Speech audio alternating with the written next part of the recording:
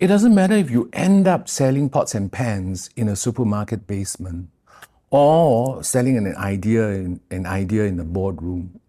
The one who tells the best story almost always wins. Bill Ang, a master storyteller, and Richard Bleasdale, marketing leader, share their wisdom on how to thrive as you move into midlife. It's important to have a reason for being, but I think it's important also to have an understanding of your potential and to challenge yourself on what you can do with this purpose. Technology, for one, lets you have shortcuts, just like AI. Naturally, we want to get to the solutions.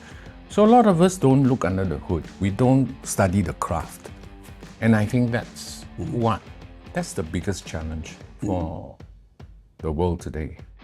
Trying to find the life hack, when actually life is life. Exactly, you have to live it, right? From our studios in Jones Bay Wharf, Sydney and Singapore, here's Pod O'Sullivan with Don't Let the Old Man In, a podcast from the Wisdom Vault. Now what? What's next? Is this it? We are 1 month into the new year, and I bet many of us are asking questions of ourselves that sound like that. What do I do now? This episode matters because it addresses something many of you have shared with me over the years, and I have shared with myself. The moment when you wake up after decades of dedication to your career and ask, now what? It's the question that surfaces when the identity you've built starts to feel insufficient, when the community around you has just thinned out, and when purpose feels just a little bit beyond the hill, maybe elusive. But what if this transition isn't a crisis at all? What if it's actually the most important act of your life?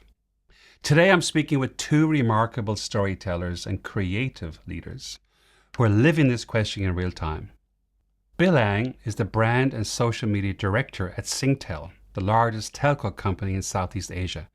And he has a lifelong passion for storytelling that he says began at age 5 on stage and has carried him through careers in advertising, public relations, acting, singing. Richard Bleasdale, originally from Scotland, has spent his career spotting and nurturing good ideas, working across creative agencies in New Zealand and Singapore, and most recently dedicating himself to mentoring young people in startups. Now, both Bill and Richard were part of the inaugural cohort of the Distinguished Singapore Fellowship at the National University of Singapore, which is how I met them. This program is the first program of its kind in Asia and is focused on the third transition of life. Now, they're not theorizing in this conversation, they're actively reimagining what they're going to do next. We spoke about why the person who tells the best story almost always wins and what that means for the rest of our lives. Bill introduces a framework of 4 freedoms to us that we'll explore. We discuss why relationships and community are often the freedom we neglect most when we're building our careers. And we also discuss the transformative experience of the Distinguished Singapore Fellowship Program and is focused on purpose projects. Finally, we discuss the early seeds of a T100 Life program, which is an intergenerational collaboration initiative born of the experiences Richard and Bill had through the program. At the end of the episode, I'm going to share a few reflections and one experiment to consider. Bill and Richard, thank you for joining me. I've invited you both here today to talk about, I think, at least 2 very interesting topics, the T100 Life program and the Distinguished Fellowship program at National University of Singapore that you're both attending. But before we get to that, you both have a huge career in marketing, creative storytelling, and a whole lot of other things. Bill, let's start with you. What brought you to this point? Wow, okay, that is a long story. I'll try and keep it short. What brought me here? Interestingly enough, I wrote on my LinkedIn yesterday about being a storyteller and how much later in my adult life, it only dawned on me what a powerful skill I had when a friend asked me, Bill, if you had a child and you could only teach them one talent, what would it be? And I said, it's got to be storytelling, because it doesn't matter if you end up selling pots and pans in a supermarket basement or selling an idea in the boardroom. The one who tells the best story almost always wins. And in all my life, I've been fortunate to have been exposed to all this. I mean, I remember since kindergarten sort of being enthralled by all the stories that were read to me. And then I ended up at 5 years old being on stage, telling stories and winning oratorical contests. And I think with each sort of experience, I became more drawn to the art of storytelling. I ended up acting and singing, and while building a career in advertising and public relations. And those two worlds kind of just fed each other to where I am today as a brand marketer. You with Singtel. I'm with Singtel. Yeah. So it's a huge story to be able to tell, that story. Yeah, I mean, Singtel is a big company. It gives me a lot of opportunities and responsibilities to tell the stories across the different platforms that we have, which includes social media. You said something that's really interesting, and Richard, I wouldn't mind getting your perspective on this. You said the person who tells the best story wins. Now, a finance person would say to you that the person who holds the finances wins. Mm-hmm. I reckon you're right. Yeah, say more to that. Well, I work a lot with them. I work a lot with obviously sort of accountants and finance people, and I always tell them, if you cannot tell me the story behind your numbers, then you're not doing your job. Richard, your whole career has been creating stories, isn't that right? And helping organizations to figure out their story. What's your perspective of what Bill has said? I mean, Bill and I have known each other for a long time. Bill's by far always been the better storyteller. My perspective is kind of around ideas and being able to spot good ideas and feel good ideas. Yeah.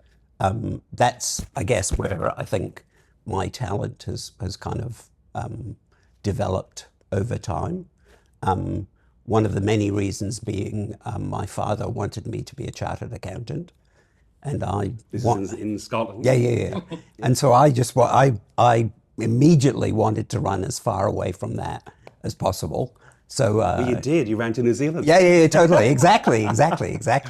I genuinely really respect the art of storytelling, but the thing that gets me excited and interested is ideas. And I mean, that sounds possibly a little bit vague, but ideas solve problems. The story might be the way that that's communicated, yeah. but it's the idea that's the how to take a problem and come up with something to change the way people think about it or to see it in a different way. That's the thing that kind of really gets me. And I guess I've been lucky in my career to work with a whole range of fantastic people who believe in the same sort of things, and probably latterly in my career have the chance to try and motivate and excite young people around that. I think our industry has got very, very functionally focused, right. and very, very tactical. And I'm a big believer in trying to get young people to understand kind of the bigger picture and understand the kind of the issue at its biggest level, and then start to try and develop ideas that can address that. So you spend a lot of time in mentoring, yes. in startups and within the organization, is that right? These days I do. I did a lot of training, and about 10 years ago, a fantastic executive coach bought me lunch, and she asked me a question, and of course, just like I'm doing now, I rabbited on for about 20 minutes, and she stopped me in the end, and she said, you'd make a fantastic trainer, but a terrible coach. And I was like, whoa, it's like really direct feedback. Which was good, because she explained, you've been in a role where you're driven by deadlines and problems, and so you just jump to solutions. And you know, she said, you have to realize that a coach or a mentor acts in a different way. If someone who's training, they're teaching people how to do something, whereas the mentor or the coach enables the person to find the way to solve the problem themselves. Yeah. And I genuinely didn't know that at the time, you know. And so she taught me that, and it's changed my style quite a lot. And actually, whereas I found training not that rewarding, mentoring and coaching is much more rewarding because you're really growing someone. So yeah, so that's been my experience. It sounds like you've taken the notion of in coaching and mentoring, I can help them germinate their ideas and help it grow their ideas. And there's a lot more of their ideas than necessarily my own ideas. Yeah, I mean, I know Bill will have a perspective on that. I mean, I think a couple of things. I think, you know, there's so much change happening in the world, but a lot of the fundamental human values and capabilities, I think, are just as valuable as ever.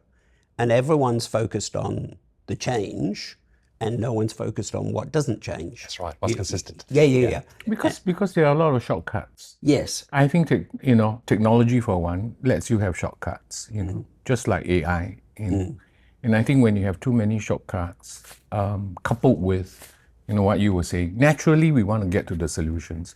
So a lot of us don't look under the hood. We don't study the craft. And I think that's the biggest challenge for the world today. Trying to find the life hack. Yeah, when actually life is life. Exactly. You have to live it, right? Yes. Yeah. Very much so. Rather than have an Instagram-worthy video or TikTok post, because that's make believe. Speaking of living life, I read a blog that you wrote, Bill, about freedoms, and it really struck me. Partly because I'm a bass player, and you had some beautiful metaphors in there. But as I understand it, and I'm keen to hear what you think, the article is around let's change the notion of aging and rebrand it as something completely different. And you gave 4 metaphors along the way to help that explanation, including being a bass player. Yeah. So I use a lot of metaphors. You're a storyteller. Yeah. And musical ones, because I also am very into music. Okay, so the four freedoms that I spoke about, it was in the context of sort of being asked to speak about how can one thrive as you move into the third transition, which is all about as you the first transition is in your life is when you learn. Second transition is when you apply that and you build a life, you find a partner and you work for a career. And the third transition is where I guess Richard and I are at, which is we look at all that we've built and the knowledge and the confidence that we have. Then we are looking for purpose. But I gave that metaphor with the intention of not speaking to people already in the third transition, but the ones who are younger than we are, because I wanted to tell them that in order to get to a third transition where you feel free to be who you are and to do what you want to do, you need to work hard, like composing your own symphony. The 4 freedoms that I've learned is important, and I'm so lucky that I can say more or less I'm there. So the baseline of your symphony is the financial freedom. You cannot be, you can't do the things that you want to do if you're not financially stable. So there's financial freedom, and then there's physical freedom. And I think I describe physical freedom as, I use the analogy as the rhythm, right? So your body you need to be fit enough and healthy enough. How can you enjoy the last act of your life, the third and most important, in my opinion, the most important act of your life, you are not healthy. And then there's social freedom. And social freedom is the melody. Social freedom is where, you have the freedom to have the people that you care about, your community, with you. And so it's very important to pay attention to who you want to spend the rest of your life with, because you need to start investing in those relationships early. And then finally, purpose. The freedom of purpose is the lyric. Are the words that give you meaning, So those are the four metaphors, and that's the symphony of life that everyone of a meaningful life that everyone should work for. Which one of those jumped out at you the most, or which one of those have you worked on the most? I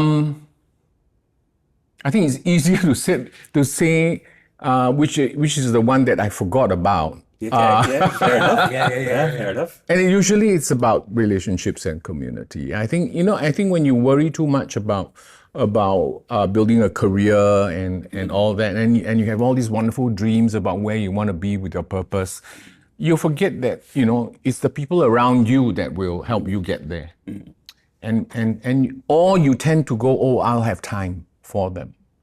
And the truth is, we all learn sometimes the hard way that you don't have control over what amount of time you have with these people.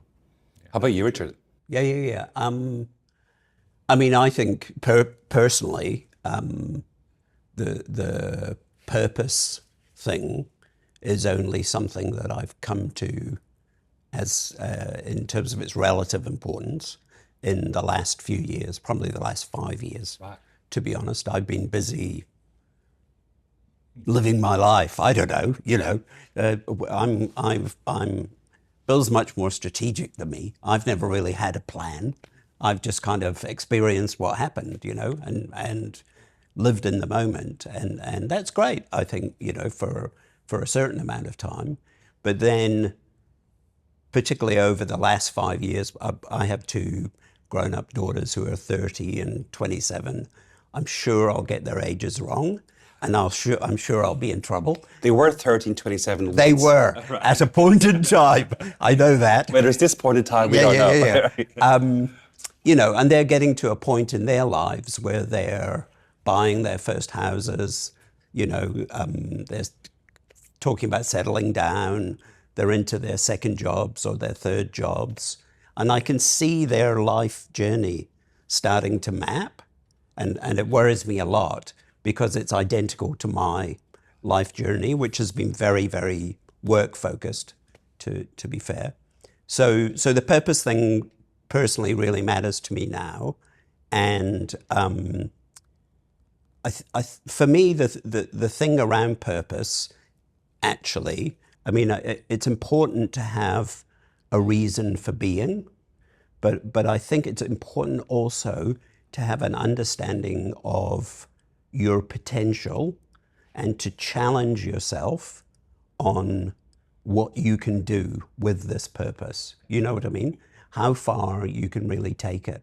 And that's my kind of vision for myself now. I see a lot of issues, clearly. There are many, many issues around I've been incredibly fortunate to be in Singapore for almost 25 years now.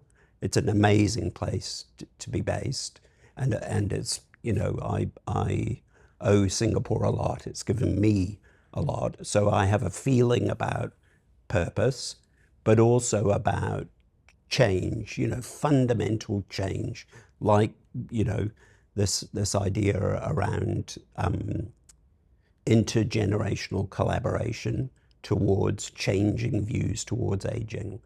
On so many levels, it's such a powerful thought. And Singapore is a place where you can make things happen, Sure. And that's, So that's kind of where I'm at. I love what you both said, because one of the reasons we set up this whole podcast is to give a space for men in midlife to have conversations like you've just said, in the sense of, like in my role as an executive coach, I've been doing it for 25 years. A lot of the conversations I hear from men are, I've dedicated 30 years to my career, now what? Which is not quite what you said, but it's very similar. Not similar at all. Or I've dedicated 30 years to my career and there's no one in my street that I know, or in my neighborhood, Yes. or I'm leaving the workplace and I don't have any community to be involved with. I don't know where to go with this. And I've got all these skills and interest and energy, and they're no longer relevant to whatever I'm going to next. So what you've described with these 4 freedoms is the ability to explore new ways of doing that. And but I also love the fact that you started with financial freedom, because if you are struggling for money, it doesn't give you space to allow you to do other things. So that musical metaphor you put together, Bill, really spoke to me when I read it. And it spoke to this podcast in terms of that's the conversation we're trying to have with people. So glad that you did that. But it leads me to purpose. And both of you are part of the Distinguished Singapore Fellowship Program at the National University of Singapore. Yes, that's right. The reason why I have this beautiful image behind us is to give us a sense of learning. And I know National University of Singapore doesn't look like an old building like this, but this is a sense of a program of a university you've been part of. It's a really interesting program. When I read it first, I was aware of some similar type programs in the US, in London, maybe Canada, but as first I was aware of in this part of the world. Yeah. Richard, maybe let's start with you. Tell me about the program. How did you hear about it? Why did you get involved?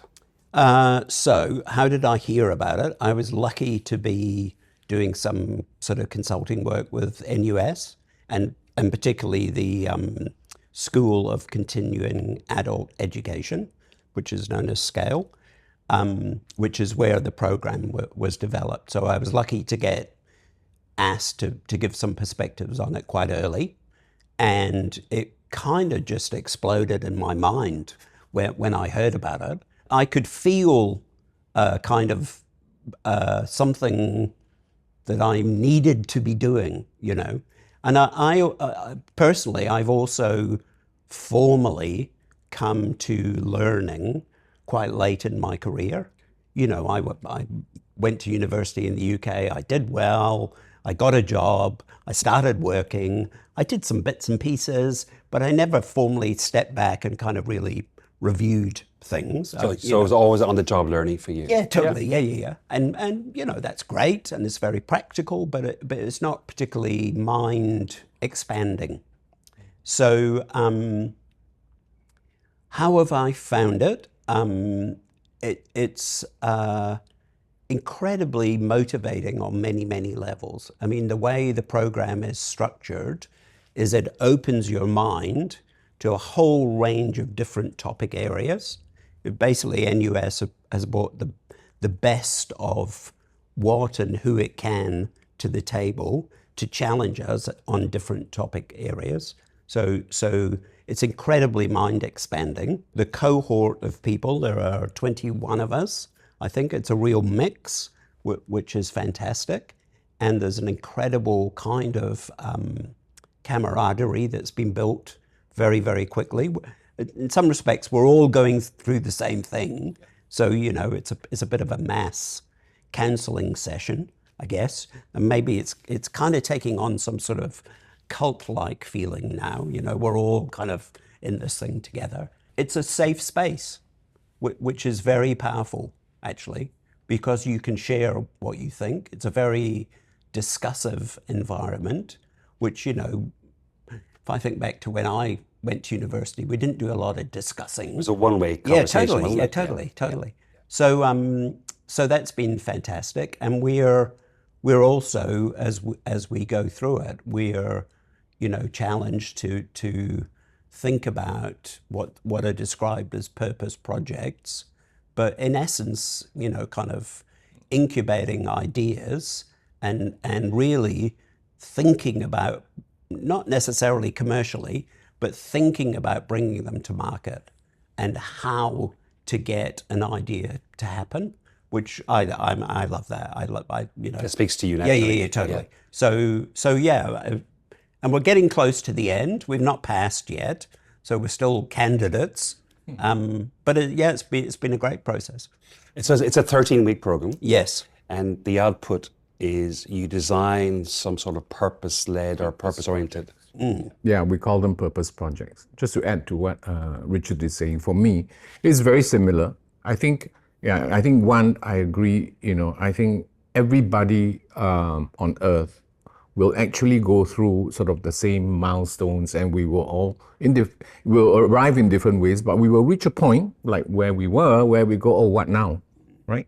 And so I think I was very lucky for Richard to have said, come along to this preview that NUS is having about this new program, and it's the first of its kind in Asia. And the minute, 5 minutes into it, when they talked about the third transition, and I just went, that's it. This is me. That's me. This is what I want to do. Yeah. I want to have a do-over. I want to have a do-over, but and yet not. And what do I mean by that? I want to go back to school, right? I want to learn philosophy, because I thought about taking it, but I didn't. I chose political science because it was, because my father was in that field, and I was like, oh, well, why not? So it's a do-over, but yet with all those years of experience and perspectives, and with people from, such a diverse background, that, it's so much more than a do-over. Every class is actually a seminar with the best in their fields, both the one who is sort of the professor who is sharing their latest findings on cancer research, or Andy Tay. Yeah. Or being in a room where, a very talented musician is playing the harp for us and explaining How she thinks about her performances. So it's just, I cannot describe how inspiring it is. You've been exposed to some extraordinary, as you said, experts in their field. Andrea Meyer from longevity point of view, Andy Tay from a cancer research point of view, Professor John Wong from the Queenstown Project point of view. You also went to Cambodia, didn't you, to visit, is it Smiling Geckos? Yes. Look at you smiling. Both of you. Yeah. It works, huh? Yeah. Smile. Experience. Yeah. Yeah, that was an incredible. We were there for a week, and actually, I mean, there were two purposes, well, probably three actually, for being there. One, to kind of bond as a group. One, to feel kind of social impact up close and personal, and get out of your ivory tower, and really, I mean, we were farming. Like literally Shoveling chicken manure. Yeah. Yeah. And really, it's fantastic. It was so much fun. Let's just pause for a second. If you've made it this far, it must mean you're enjoying the show. We want to keep bringing you awesome conversations, but algorithms are like needy toddlers. They demand constant validation. So if you're liking this, please hit the like button, the follow button, the subscribe button, whatever button. It helps us land more great guests to keep entertaining you. And if you're listening to this on an audio podcast app, come over and watch us on YouTube. I promise we're reasonably photogenic. Back to the show. So for people who don't know, what is Smiling Geckos? Yeah. Whoa. Okay. I will do my best. I'll chip in. It was founded probably about 11 years ago by a Swiss fashion and music photographer. And he ended up living on the edge of Phnom Penh on a rubbish dump for quite a few years, trying to find ways to help the people who are actually living there. And so he realized that there was only so much he could do there. If he really wanted to make a difference, he had to show a kind of different approach to life and a different way of living. So he went out, I think, with some associates, and they found a piece of land about 2 hours north of Cambodia with the idea of building a school originally to take one child from each local family in the area, and they're big families. So taking one child from each family is quite a big move, I think, and giving them the education that would enable them to change their family's life, you know. So unbelievably powerful thought. And And the families were happy to donate their child? I mean, they go home every day, and you know, I so see. it's Okay. a it's a All right, day so it's school. going to Yeah, yeah. it's a typical day school. I'm not sure what the families felt about only one child. Yeah. That's quite a tough call to make, but you can understand the broader impact. The ripple effect across Yes. multiple families, yeah. But then what they found was that as they were, as the school was developing, they realized that the children and the families were incredibly malnourished. So they thought they're never going to learn if their bodies are not, are fed properly. So they then decided to start a farm on the land and start growing healthy food that predominantly could be given to the kids and their families. But then they realized that there was probably an opportunity now to start employing people over and above the school itself, and start to give back to the community, not just with education, but with also learning about farming. But it turned out that the land was where they'd bought was incredibly infertile, because I think it was on a flood plain or whatever. So they had to spend quite a lot of time improving the land. And over time, they managed to do this. They managed to develop this quite strong sort of farm. And then they thought two things. One, is there a way for us to bring people here to get them to enjoy the food and the experiences as well? So they decided to build a 5-star resort. It's not flashy. It's very experiential, which personally I like, and bring people in to not only enjoy the fresh, amazing produce, but also to start getting involved in what they're doing from a farming perspective and also an educational perspective. I think Smiling Gecko is it's a great example of a lot of things. One, that if you want to do good, it does start with some amount of foolishness, I think. Foolishness. Yeah, you just got to get... So, right. People gonna look at you and go like, really?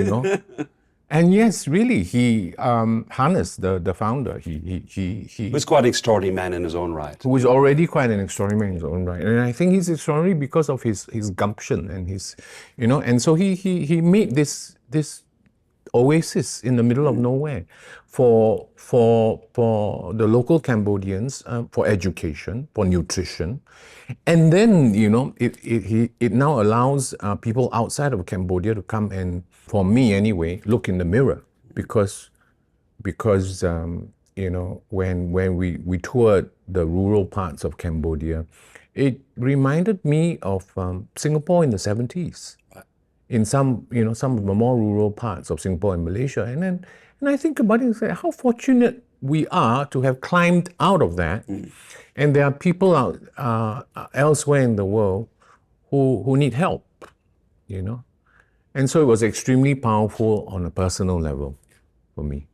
Just looks extraordinary when you go online to look at the website and I saw a video. I think maybe you might have been in it, Richard. A video where commenting on the experience there. It was just it seemed to be such a positive experience. It's just such a powerful experience.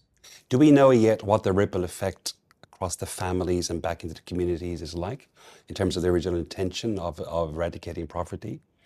I mean, I think it's improving things without a doubt, because they are just about to start the construction of a university, because they've taken these children all the way through primary school, secondary school, and now they need a university education, and they're thinking about the applied subjects that they will teach them that will enable them to bring more of what they've learned Yeah. into their communities. Yeah. So it's quite a forward sort of thinking approach. Yeah.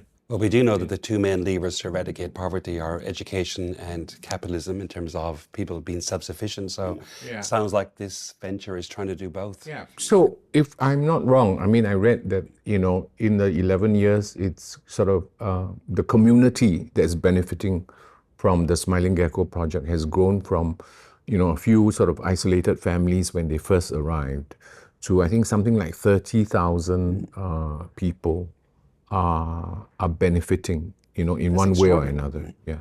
It's extraordinary. Wow. And it started with foolishness, as you say. Yeah. Speaking of which, let's jump to T100.live, an idea that you guys sparked as a result of being part of the fellowship program. Yeah. What is it? Well, so this is the thing, right? Ideas are a dangerous thing. I love ideas. He says pointing to you. Right? It actually started in Cambodia. Okay. I think in all of the that mix, that powerful concoction of feelings that one is going through, and listening to, actually each of the senior fellows in class had to pitch their purpose projects, and the idea is that you will then attract others in the group who will go, I want to be a part of this thing that you are envisioning. And so I kind of was sitting in the back and sort of thinking about what everyone else was doing.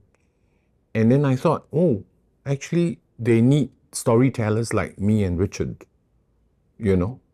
And because, here's a group that's, talking about helping families dealing with dementia. Here's another group that's, talking about helping people be financially fit. And I said, all these things need stories, need storytelling. And so I leaned over to Richard and I shared with him some initial thoughts on it. And that gave birth to T100.live, T for thriving, 100.live for in a 100-year life, because we are all living longer. The science is there. And so with that extra years of healthy living and productive living, what are we gonna do? So T100.live was born out of a vision to harness a whole of society, to start a movement, to change our ideas of how we should be thriving, and how we should look at aging, because those constructs, ironically, have become old-fashioned. Yeah, our ideas of aging are now old-fashioned. It's out of date. Particularly given, as you said, we're living longer, Yeah. And we're healthier for longer. We had Professor Andy Tay on this show, and he was talking to us about, even though the rates of cancer are increasing, the rates of morbidity are decreasing, i.e. we're treating ourselves better. So, so our old constructs of, hey, you turn 60 or 70 and then you deteriorate fast, is just not true. Not true anymore. Yeah. I think we need to change. We need to prepare, and already we are seeing signs that society is not prepared, right? What are we going to do with all these people? Singapore's going to be a super age society, in a year or two. What are we going to do with all these people? And meanwhile, we have young people who are sort of coming out of university and going, oh my God, I don't have a job, right? Because of all the things that are happening in the world with AI and things like that. So it's a historical moment, never before encountered, right? So we're not prepared. The world, Singapore, starting with Singapore, needs a construct, needs a framework, needs a more progressive way of thinking about harnessing every generation. And if you're going to harness all the generations, you need to break down those walls. You need to break down the walls that are exacerbated on and broadcasted on social media, where everyone thinks it's cool to say, okay, boomer, right? where the boomers are okay to respond by saying, "Oh yeah, you're Gen Z strawberry," you know, and then everyone's sort of feeding insecurities. Because I was at a talk when a Gen Zer, very smart master's student, put up his hand and said, "They all call us strawberries. How can we be resilient?" I said, "You're not strawberry. Why did you buy into the stereotype?" You know, so I think it's a big deal. This challenge that we have. Speaking of foolishness,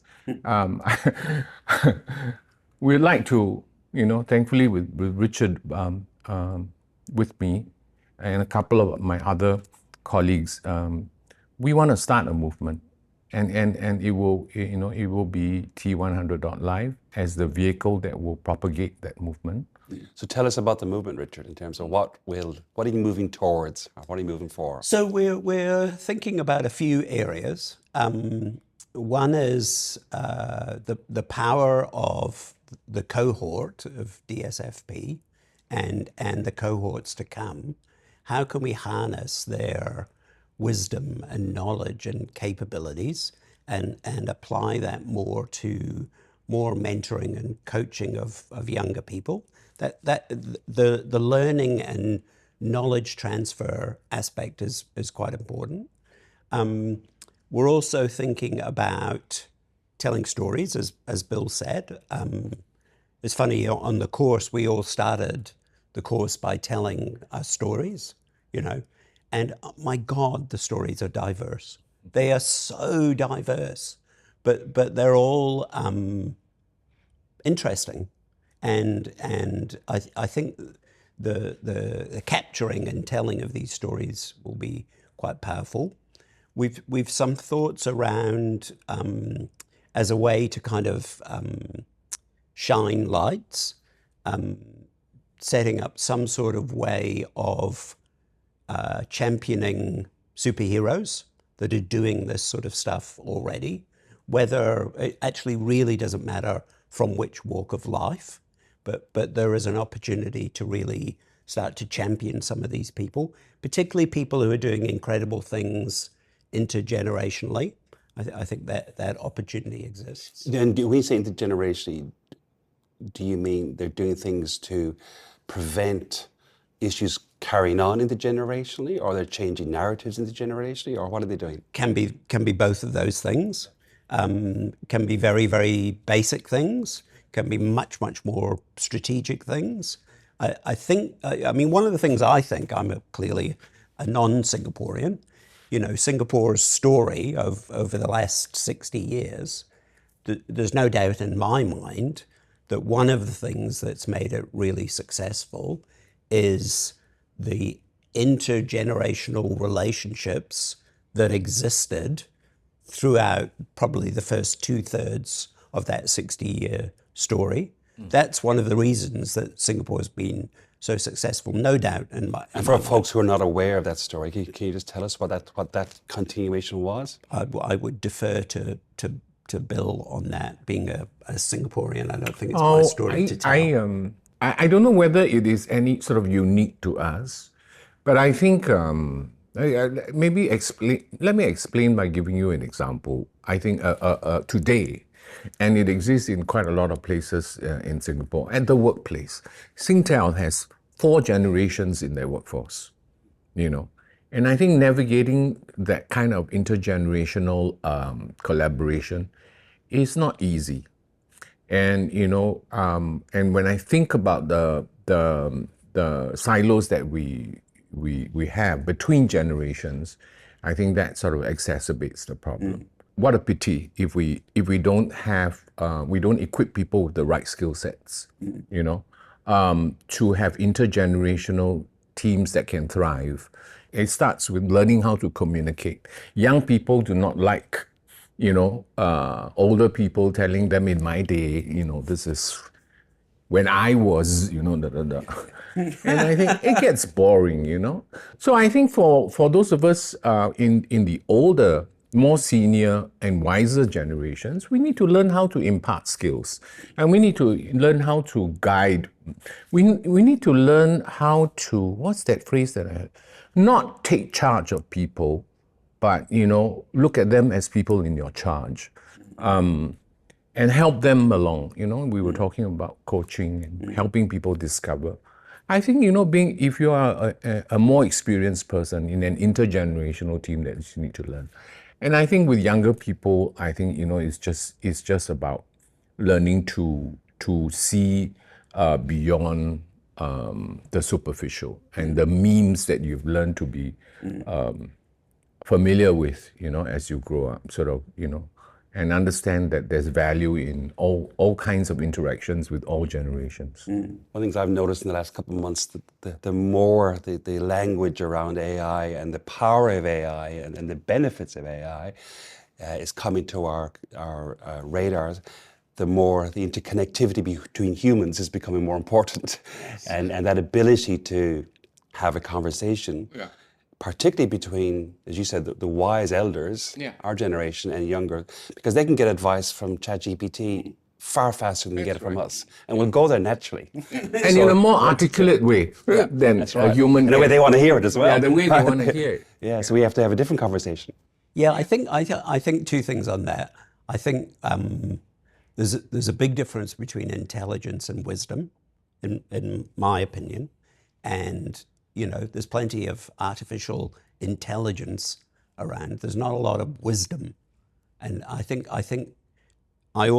genuinely think with the age profile of Singapore, there's a lot of wisdom around, that's been learnt incredibly practically, and I think that's a really powerful resource to try and utilize and get the most out of.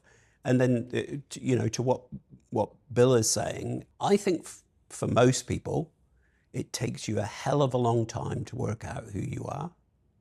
And one of the things that I hope we can do is encourage young people to find out who they are, give them the confidence to be themselves. I think in the world that we're in, it's so that self-expression is being so kind of trampled, and the more we can give younger population the confidence to be themselves, the better society will be, because all of these ideas will start to come forward. And yeah, I'm a ideas You're an ideas fan. Yeah. No, well, was it Oscar Wilde who said, "Be yourself because everybody else is taken"? Yeah, exactly. Yeah, Yeah, so yeah, you might as well start there. Yeah. But the confidence to wear that cloak Yeah. comes much later in life, Yes, isn't it? yes, Or yes. at least a realization that I have been wearing this cloak, I just didn't realize I was. Yeah. Right. So you're both storytellers, and you're looking to shift the narrative from here's a perception of old age towards we're actually thriving at this stage of our life.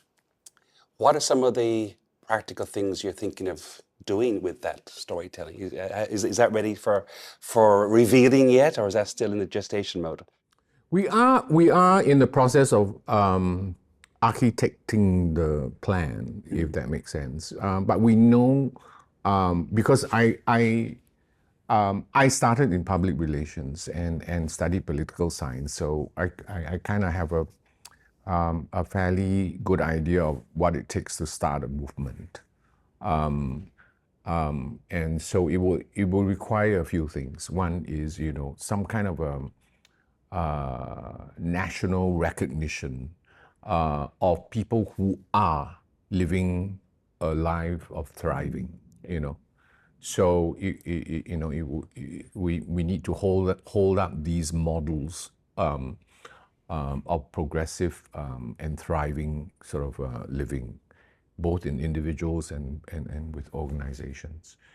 I know that, another thing which is very relevant to the Distinguished Senior Fellowship program that we're both on is how do I then harness these examples of people who are living their best third transition and actually insert them into all the different parts of society and profile them and actually have them be part of productive teams. So, find ways to work with corporations, share their wisdom, have them mentor younger leaders, have them give inspiring talks. Doesn't have to be in a grand big ballroom, In fact, it should be in the smaller rooms in the corporate office where it's up close and personal and you feel like, oh my God, I want to be this person, So it would be things like that. It would be publishing more content that is relevant to the topic. So it's not about aging. It's about thriving. It's much more positive than that. Do you see this as a Singapore only area, or are you thinking wider than that? I mean, maybe I can. Yeah. Go. One of the things I've loved about living here is, and still do, is Singapore gets stuff done, and then it shows how other people can potentially do it as well. It's watched, So quite a few countries in ASEAN, even more globally, are struggling with a similar issue. So we do think that there's an opportunity for potentially Singapore to become a bit of a beacon and hopefully a bit of a magnet on a regular basis, where people from ASEAN or from further afield will come with their ideas and we'll share our ideas, and let's take the best of what everyone's doing and for the benefit, of all. So there is a real opportunity for Singapore to lead here, like it does on so many fantastic things. And the great thing is that if we can get Singapore excited, it's not just a talk fest. Things happen, and that's not the case everywhere else. Not at all. No, I always think I spent a long time in New Zealand before coming to Singapore, and the classic New Zealand example is they've talked about building a second harbour bridge in Auckland for 40 years, and they're still talking about it. I remember coming back here from a break, probably 15 years ago now, Christmas break, and coming in from the airport. I normally go on the PIE to get home. I was doing emails. I looked up and we were on the ECP coming into the city. And I said to the guy, "Oh, why are we going this way?" He said, "Oh, there's a jam. So fair enough. Back to my emails. I suddenly look up and I'm in this huge tunnel. And I was like, "Where are we?" And he said, "Oh, this is the MCE." Oh, he said, "What's that?" I said, "What?" I didn't even know it was being built. And there's this incredible motorway under the ocean, and that's what makes this a great place to be, because things happen, and that's why can't this happen? What we're trying to do, I love what you said, Richard. The energy in Singapore is it's absolutely about it can be done, and we can do it. I was coming here every month, a week a month, every month for about 12 years up until COVID. Then I hadn't been here in about 4 years. And when I came in 2 days ago, I was going, "Oh my goodness, how different it is!" Yeah. Right? And that's just in a short period of time. Yeah. But that's the other thing is it's always a work in progress, which is what can life always is. be better. Yeah, life is always a work in progress, right? True. It's never finished. Yeah. Well, when it's finished, it's not good. right. It's progress, that's right. Well, I love the idea of a movement, and I love the conversation that you guys are trying to catalyze, because this whole podcast is in the very same sphere. So I'm looking forward to seeing what you get up to over the next couple of years and throwing the light towards you every now and again. Let me just check a few things before we finish up. Viz Comic. I know the Viz Comic from when I was a child. It's a UK quite hilarious comic, but I believe you are a star, Richard. For a short period, yes, which is the story of my career, a star for a short period. I happened to be working in an agency in the UK where a really hot young creative team I was working with them a lot on a couple of clients, and they were really challenging to work with. And it turned out that they were comic strip writers. And so they came to me one day and said, look, we've come up with this character we're calling Dickie Beasley. And he's a young advertising executive. And we want to write a comic strip about it. And they showed me the first one. And it was pretty irreverent and incredibly terrifyingly like me. Well, the comic was irreverent. No, exactly. So they didn't even care if I liked it or not. So that's kind of how it happened. And I guess it was a little bit to do with the fact that, I decided to make this my thing, my profession, and I was going to be as good at it as I could possibly be. That was where I was coming from. So that youthful kind of exuberance kind of came through in a really naff way in the comic strip. And it was quite funny. It was very funny. It lasted, I think it lasted for about 8 episodes or something like that. Then Dickie was fired, was he? Well, I don't know what happened to him, but I was pretty happy it died a death. But it was, yeah. Do your 2 daughters have framed of his comics at My home? eldest daughter does. Actually, right? yes. Yeah. So cool. Yeah. Oh, very good. Let me ask you a few personal questions in terms of how you both or individually are thinking of midlife and how you view yourselves now. So as you've both got older, what's important to you now that was not important to you, say in your 30s, your 40s, or even early 50s? Start with you, Bill. Now that I'm at this age, people ask me this question a lot. It's the same question I used to ask people who were much older than me when I was in my 20s. How does it feel to be 40? How does it feel to be 50? Now they're asking me, how does it feel to be 60? And I go like, I feel exactly the same. Nothing has changed until I look in the mirror, And for a brief moment, I go, oh yeah, I am 63. So what is important now?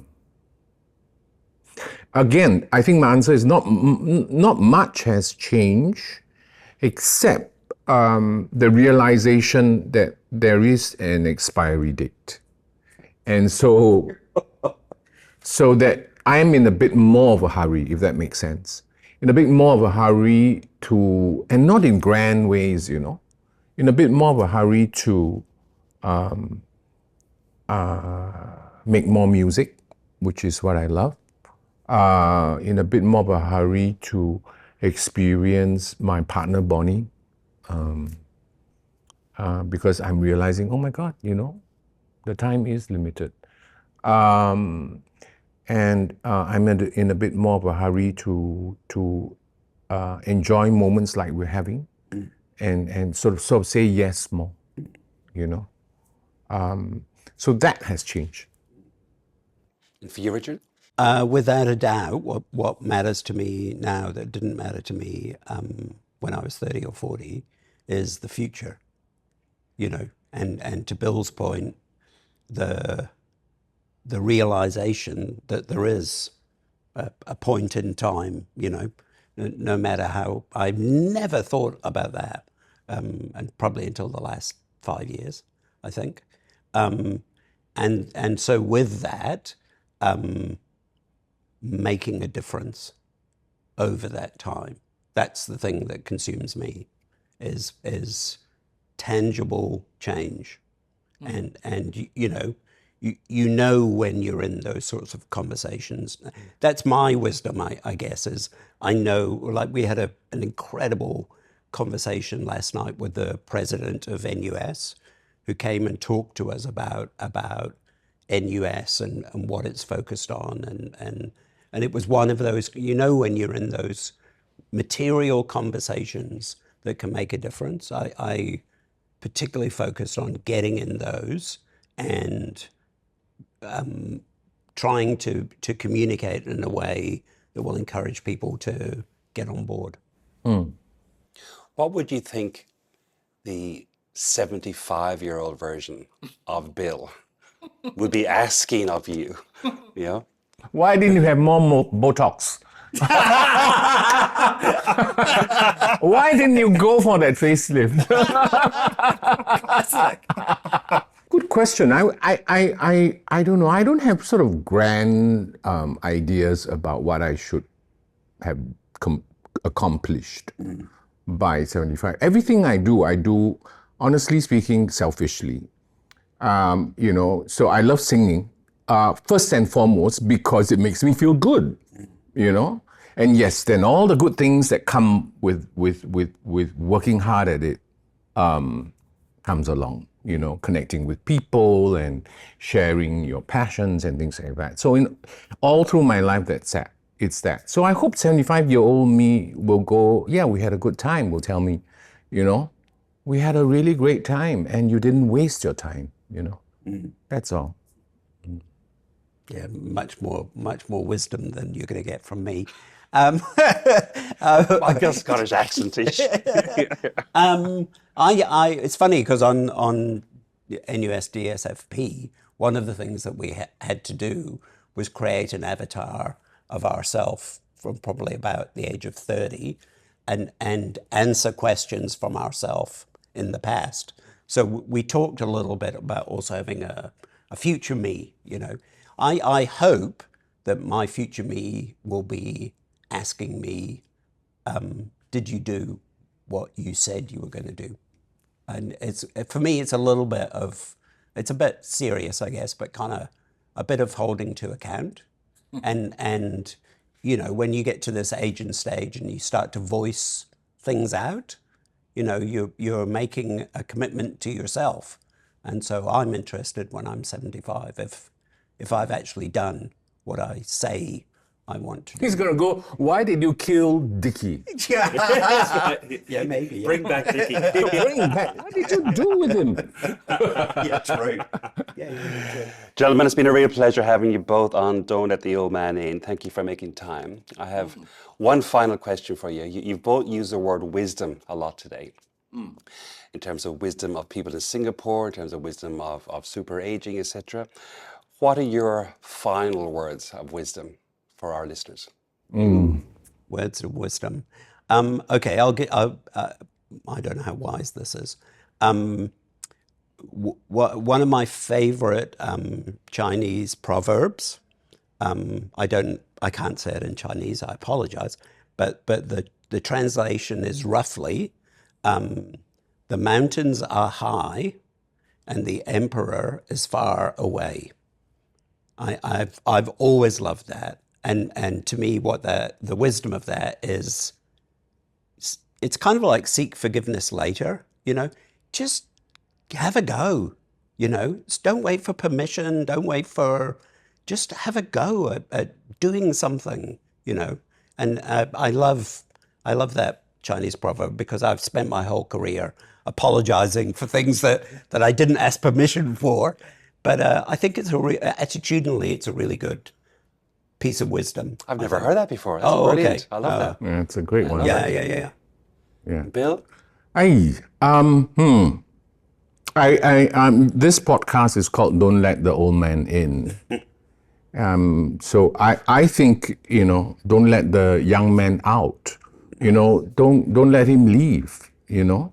I think you are only as young as you keep that young man inside of you and just keep pushing, you know, because the stories that you believe in, especially the one about yourself, will come true. So if you keep believing that you can achieve, you know, that you can still, it's okay to hang out with people half your age, you know. There's nothing wrong with that. It's okay to still keep going after your dreams. So don't ever let that young man out of you. On that note, thank you both. Thank you. It's been great. As I sat with Bill and Richard, what struck me most was how they've moved beyond paralysis, the kind of paralysis that so many of us experience in midlife, and they've moved into purposeful action. They're not waiting for permission or the perfect plan. They're showing up. They're learning, they're building, they're trying new things. Here's some insights and reflections I've had since the conversation and one experiment I'm going to suggest. Number one, those of you who know me well will know I am a storyteller, and that clearly Bill's point of view that storytelling is a universal currency of influence resonated for me. But his point was a lot stronger than just that. He said, if he had a child and could teach only one talent to that person, what would it be? And his own answer to the question was immediate: storytelling. Because whether you're selling an idea in a boardroom or building relationships in the community, the person who tells the best story almost always wins, according to Bill. Now, this isn't manipulation, it's connection. Stories bypass logic and speak directly to what moves people.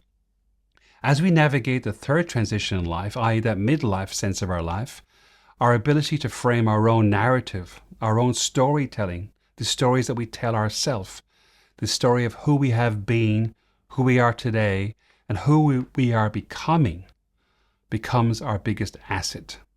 Richard complements Bill's perspective beautifully. Where Bill excels at storytelling, Richard's gift is spotting good ideas, the solution that can change how people think about the problems. And here's the crucial interplay that I took from the conversation. An idea without a story stays locked in someone's head. A story without an idea is just entertainment. Together, they create change. And as we move into 2026 and we think about our own purpose, our own plans, our own thoughts for the year, I find myself asking, what problem am I trying to solve for myself and for others? And how can I help myself or others see it differently? I.e., what's the story to help that problem? My second reflection is on the 4 freedoms that Bill shared with us. This notion of composing your life symphony. He describes life as a symphony requiring 4 freedoms. Financial freedom is the baseline. You can't pursue purpose if you're not financially stable or at least neutral. If you're unstable, it gets in the way of you pursuing purpose. The second freedom is physical freedom. It's the rhythm he described. Your health determines whether you can fully engage with this third act of life. Social freedom is the third freedom. It's the melody of the music, the relationships in the community that you're involved with and how they become your support system. And purpose freedom, as Bill described it, is the lyric, the meaning that gives your symphony coherence and beauty, the story, the narrative. The insight I took from this is that most of us neglect social freedom when we're building our careers, assuming we'll have time for that later. But as Bill noted, we don't control how much time we actually have, and we don't control the amount of time we have with the people we care about. He encouraged us to start investing now. My third reflection is life has no shortcuts, and that's the point. There is no shortcut. Life is life. Both men spoke passionately about the modern obsession with life hacks, AI shortcuts, Instagram-worthy highlights. Bill put it simply when he said, when you have too many shortcuts, you don't look under the hood. You don't study the craft. You don't notice the life. The danger isn't technology itself. It's our willingness to skip the struggle, the learning, the living. Life isn't a TikTok post. It's messy. It's iterative. It's deeply personal. And that's why it's life. The richness comes from doing the work, not from finding ways around the work. Now, Richard admitted he's not being particularly strategic. He's kind of just experienced what happened and lived in the moment. But he did also say over the previous 5 years, watching his daughters map out life journeys identical to his own life, i.e. heavily work-focused, he realized that purpose isn't something you stumble into through busyness. It requires intentionality. The Distinguished Singapore Fellowship Program gave both of those men permission to pause and reflect and ask themselves, what's my potential? How far can I take this sense of purpose? Now, they both noted that Singapore as a country is a place where you can make things happen. The question that they're asking themselves is, now, at this stage of our lives, what is it we want to build? What do we want to do? The framework of the program that they went on is elegantly simple. The first transition of life is learning. The second transition is applying that knowledge to build a career in life. And the third transition is looking at everything you've built and asking, what now? What's coming out of the program for them, and this is the reflection for me, is they have allowed themselves time to ideate, to play with new ideas, to learn new things, to collaborate with new people, to feel younger even though they are aging, and to now come up with some ideas that they may be able to change society for the better, i.e. purpose has emerged for them and they are taking action with that. So here's the experiment, clearly taken from Bill's sense of symphony and 4 freedoms. And it's very simple. I'm inviting you to take Bill's 4 freedoms framework and honestly assess where you stand with this. Grab a notebook or open a document and answer these questions. Number 1, am I financially stable enough to pursue what matters to me? If not, what can I do over the next 6 months to improve that? Number 2, is my health supporting or limiting my ability to fully engage with life? And if it's limiting, what is one simple change I could make that would make a difference? Number 3, who are the people I genuinely want to spend the rest of my life with? Have I invested in those relationships recently, or have I been postponing that connection? And number 4, purpose. What is giving my life a sense of meaning right now? If I'm still searching, what's one simple experiment I could lean into or explore or learn to give me a new sense of direction? After you've identified those 4 questions and got some answers, commit to one, only one, concrete action this month. Whether it's social freedom, whether it's purpose freedom, or it's financial freedom, or it's physical, just take one action. And remember, Richard said to us, it's important to have an understanding of our potential and to challenge ourselves on what we can do. Purpose will emerge from that. It's not about perfection, it's about beginning. And in the words of Bill Ang, keep the young man in. See you next time.